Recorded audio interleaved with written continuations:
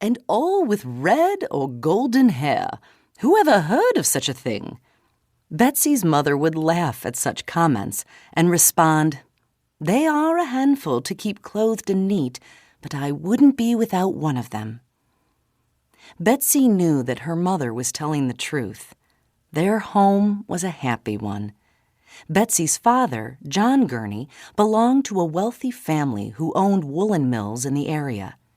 He came from a long line of Quakers, as did Betsy's mother. Catherine Gurney's family had been prominent Quakers, and Catherine could trace her family line back to her great-grandfather, Robert Barclay, a famous and heroic early Quaker. Barclay had traveled with William Penn, who had gone on to found the colony of Pennsylvania in North America. Now, in 1786, Betsy's parents insisted that all the children accompany them every Sunday morning to the meeting in the Quaker meeting house at Goat Lane, and Catherine Gurney read a passage from the Bible to the children each morning after breakfast.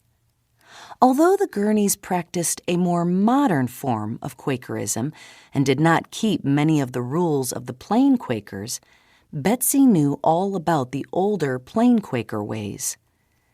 Plain Quakers were people such as her grandmother and her Uncle Joseph, her father's brother. Uncle Joseph, who lived with them in the house at Norwich, wore a plain black vest and topcoat over a collarless white shirt and a black, wide-brimmed hat. He wouldn't remove his hat even when he was indoors, and he refused to take off his hat when he met someone who was more important than he was. He spoke using these and thous because these forms were once the way English speakers addressed an equal, while addressing an individual as you signaled a respect plain Quakers thought was improper. Everyone, including Betsy's father, thought all this to be bad manners. Uncle Joseph and the plain Quakers disagreed. For generations, Quakers had refused to practice hat honor or use special polite speech for people of higher social rank as a protest against the idea that some people are superior.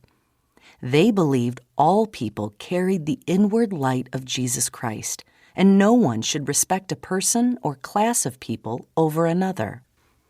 All people should be addressed and treated in the same manner.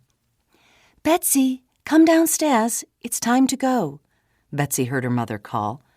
Soon the entire family was seated in the coach, being pulled to their new home by 6 handsome black horses.